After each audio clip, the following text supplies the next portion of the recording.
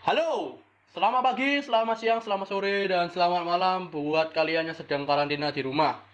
Perkenalkan, nama saya Radan Nurseta Arya Putra dari SMA Negeri 2 Pare, Kabupaten Kediri. Ya, di sini saya bakalan berstand up komedi secara virtual ya, secara virtual dan pandemi corona itu gila banget teman-teman. Efeknya sampai stand up di depan kamera sendiri, ya kan, ketawa sendiri mungkin kan bakalan juga diupload di YouTube dan mungkin ya dilihat cucu sama cici saya mungkin ke depannya ya.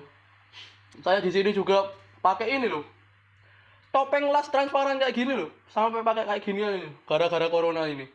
Nah, juga stand up comedy ini sudah bagus lah ya. Dinas Pendidikan Provinsi Jawa Timur beserta Jawa Pos mengadakan SMA Awards 2020 dan mengadakan lomba stand up secara virtual. Saya apresiasi dan boleh kasih tepuk tangannya buat panitia pelaksana. Mantap ya. Tadi sudah agak dipuji-puji dikit lah. Mungkin bisa dipertimbangkan lah ya yang menang siapa. Kebetulan saya juga belum pernah ke Surabaya gitu loh. Panitia, mohon ya. Ya. Tema stand up kali ini tentang pendidikan. Nah, saya merasa kalau sistem pendidikan di Indonesia itu masihlah kurang ya dibanding negara-negara lain. Karena apa? Karena di Indonesia kita sebagai pelajar merasa dibuat tidak percaya diri atas perbedaan yang kita lalui gitu loh.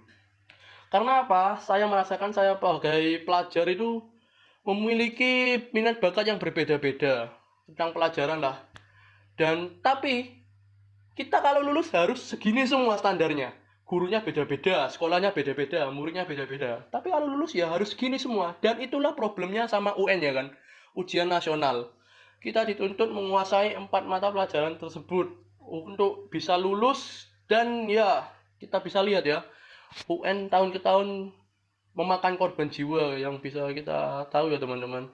Dan saya harap dengan digantinya UN dengan AKM, asesmen kompetensi minimum ini bisa membuat pelajar menjadi dirinya sendirilah terhadap mata pelajaran yang diminati.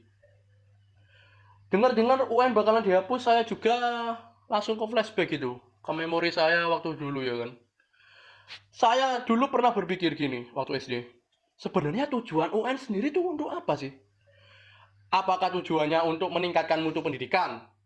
Apa tujuannya untuk evaluasi belajar? Atau jangan-jangan UN itu malah digunakan sebagai ajang pamer pensil dan juga penghapus baru? Celakanya saya pernah kayak gitu teman-teman waktu SD. Saya lagi kalian juga pernah lah pamer-pamer pensil dan penghapus baru gitu. Apalagi yang membuat saya merasa punya prestis tinggi ya. Saya bisa beli itu yang namanya papan dada. Punya papan dada waktu SD itu sudah wah ampun ampun gitu. Namanya apa Crazy Rich lah. Ya gak apa-apa lah. Nah, berhubung saya stand up kayak gini nih, saya juga nggak tahu respon kalian di rumah seperti apa ya. Mudah-mudahan respon kalian itu bisa ketawa lah sama komedi yang saya bawakan.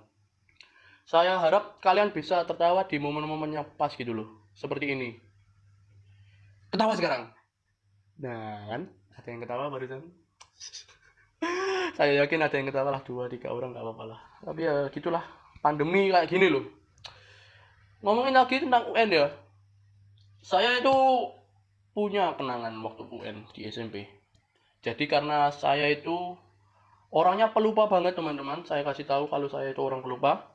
Dan juga kalau setiap hari saya waktu SMP itu berangkat sekolahnya pakai sepeda. Berangkat sekolah pakai sepeda dan juga UN itu waktu itu SMP 4 hari ya. Karena pelajarannya ada 4. Saya bodohnya itu malah saking mikirnya tentang UN ini. Karena sebagai momok semua pelajar, saya malah jadi orang yang pelupa. Dan saya pulangnya nggak bawa sepeda saya. Jadi kalian bisa bayangkan teman-teman, saya pagi-pagi saya mengayuh sepeda saya, sampai ya kan juga. Terus saya taruh sepeda saya di sekolah, saya mengerjakan ujian sulit banget ya kan. Sampai ngitungin kaji baju, Bismillahirrahmanirrahim. Terus saya pulangnya malah kelupaan bawa sepeda saya. Saya disitulah merasa bodoh. Padahal ya waktu perjalanan saya melihat banyak orang pakai sepeda. Tapi saya merasa cuek saja, Kak. Saya lupa banget waktu itu. Terus di depan rumah saya bertemu dengan ibu saya. Loh, Radan, sepedamu mana?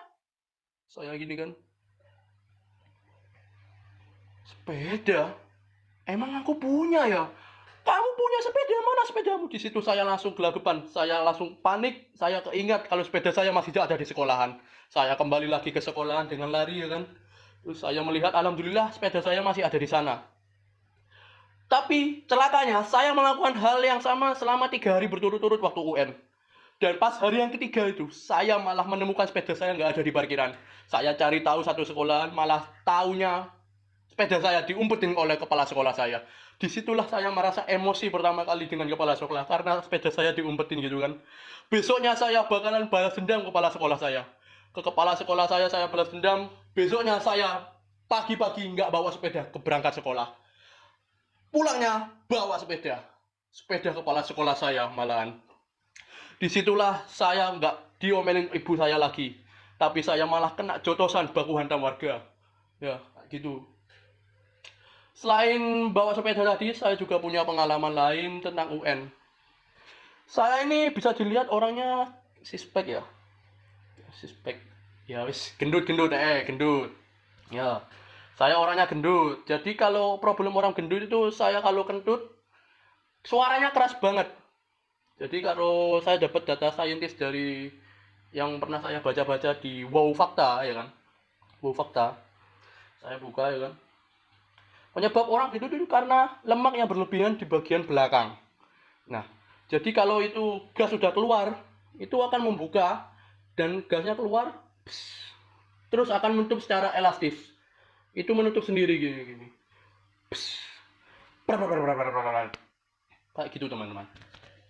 Nah, disitulah saya merasa dilema sebelum UN. Masa iya saya UN, saya kentutnya keras-keras banget.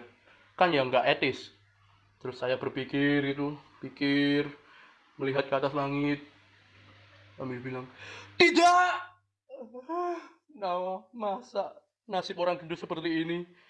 Dan tiba-tiba sahabat saya datang menemui saya, menepuk pundak saya. Tes. Radan, jikalau kau kebelet kentut, maka kentutkanlah. Tapi iringilah dengan suara batuk yang keras. Di situ saya mulai berpikir, ini ide yang brilian sekali teman-teman. Dan besoknya kan ujian sekolah dimulai. Saya kebetulan dapat duduk yang paling belakang sendiri, dan di depan ada 2 pengawas dari sekolah lain. Dan ya teman-teman saya mengerjakan ulangan gitu. Situlah saya 30 menit awal mulai belebek-belebek perut saya. Belum kentut nih. Saya langsung terlintas kata sahabat saya, jika kau kebelet kentut, maka kentutkanlah, tapi iringilah dengan suara batuk yang keras. Disitulah saya kentut dengan sepete-petenya dan batuk sekeras-kerasnya.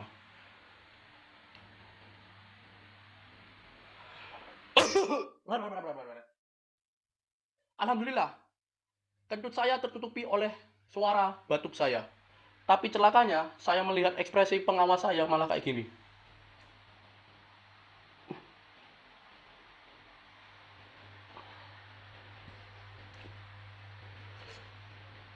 Terus dia tanya, ya kan, oleh ke teman saya. Terus teman saya menjawab,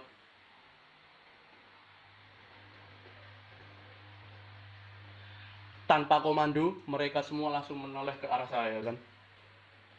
Menoleh ke belakang. Disitulah saya merasa terintimidasi. Dan disitulah saya mulai menjawab,